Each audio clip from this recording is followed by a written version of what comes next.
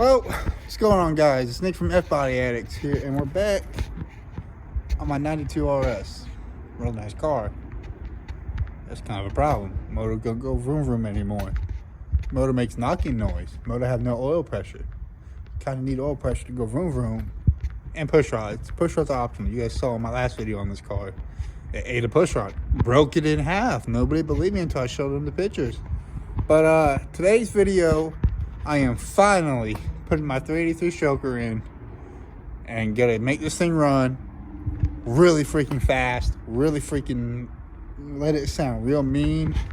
But yeah, it might be bits and pieces of where me just working on off camera. I'll pick you guys up here and there because I want to get this thing running within a weekend. Because my buddy Sean, you guys might have heard him from Misfits Racing. He has the bipolar Nova that's been on Street Outlaws No Prep, locals only. Really cool guy. I can't say thank you enough for letting me use some of his shop space, because I don't have space out here to do it, to put my new motor in this car. But again, Sean, thank you for letting me use some of your shop space.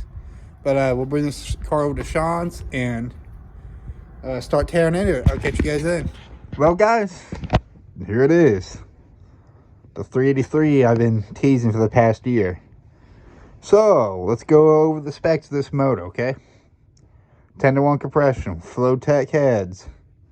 Really nice heads, actually. 1.5 rocker, solid roller rockers. Edelbrock air gap intake. Solid roller cam.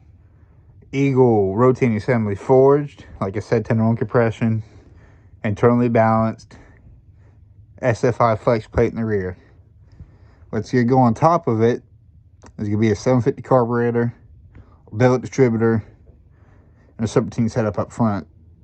And you guys might judge it because I'm going to use it, because I'm also trying to save money because I got other things going on too and everything. But there's a look at the motor. Now I'm going to get ready to drop this off, and we're going to start putting it in the 92 Camaro I got. I'll see you guys then.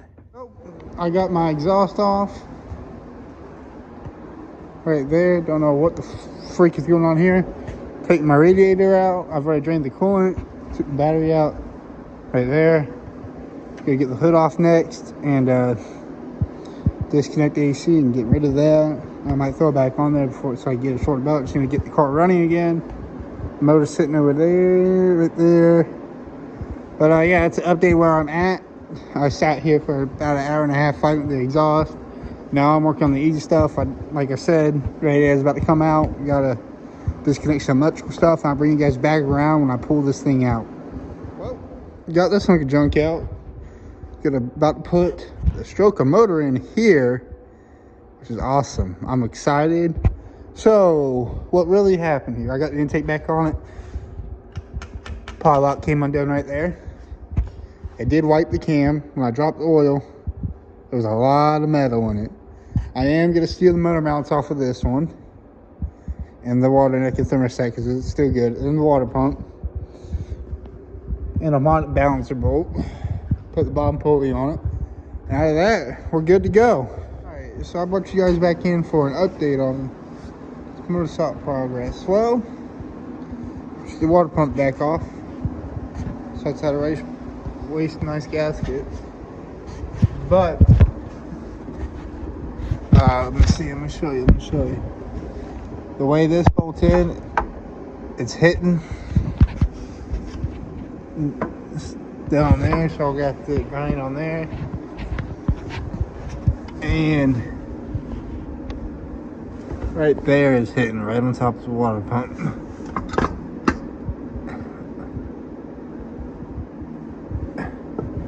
And it does not line up with these heads like it did on the old heads that were on the old motor. So that's where I'm at right now, guys. Other than that, everything's going smoothly. I did put the headers back on both sides. These are long tube headers all the way back. But if you have a set of long tube headers on 3rd gen, you probably already know this. You're gonna have to jack the motor up a little bit to clear the suspension on this side. This side just a nice, or if that AC was in the way, which that's gonna get rid of in a minute. But I'll bring you guys back around when we fix all this problem and get this front end of the motor back together. All right, well, I got my exhaust back together. It's a nice flat pipe. It has 3-inch exhaust. I'm using what was on the car. Save me some money right now because it's all kind of wrapped up in this. Not the oil pan, the motor itself. These are old school Hawks Performance headers that somehow don't hit.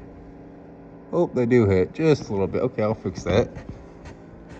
But I priced them out. I'm going, never seen them like this with the slip-on collector. Those were $1,300 back then. I don't even know how much they were now. But yeah, I just decided to bring you guys back real quick. I'm gonna go up top. I tried the starter I had to buy. It didn't fit because it's a 168 tooth flex plate. You can see a small converter right there, 3200 stall. But yeah, it's going good so far. So I'm gonna go up top, wire up all the grounds and everything, fix that mess I've been working down here. I'll catch you guys then. Well, guys, I have done most of the work for tonight. As you can see, radiator, I hate this. I didn't feel like getting cut over it, so I left it. All the belt drive is on, cooling's done, it's wired up. Just got to pop the distributor and wires and plugs in, and this thing's gonna pop off. But yeah, little did I know, I learned something on why the guy that built the other motor had that little spacer right there. So all I did was take the spacer out because I don't need it. It was hitting the actual intake.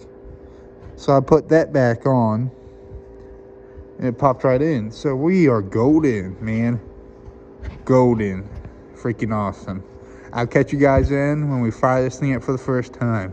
Yeah. There it is in all its glory. The 383 is finally in the car I've been talking to you guys about at the building. Runs, drives awesome. So I'll start it up for you guys. I'll let you guys hear this thing. It's a beautiful motor. Look at it. Ain't that beautiful? Woo, buddy. But yeah, I'm gonna start this thing up, break it in, set the timing, adjust the carb where it needs to be adjusted. I'll bring you guys back when I finish that, and that'll be it. Yeah.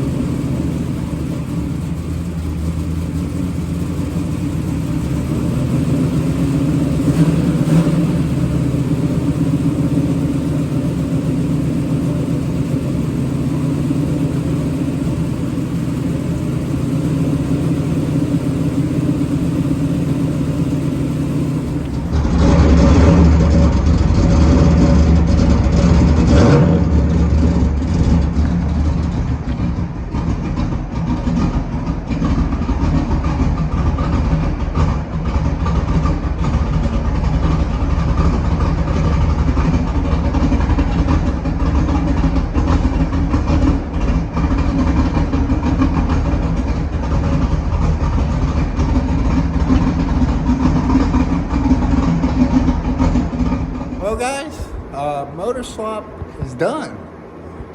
Next video, gonna do the rear end and everything, get that nice and tight. It's not doing rear end things right now and everything. But so you gotta do a little time and adjustment on the carb and stuff. I know you guys got a comment about that. But the 383 is installed.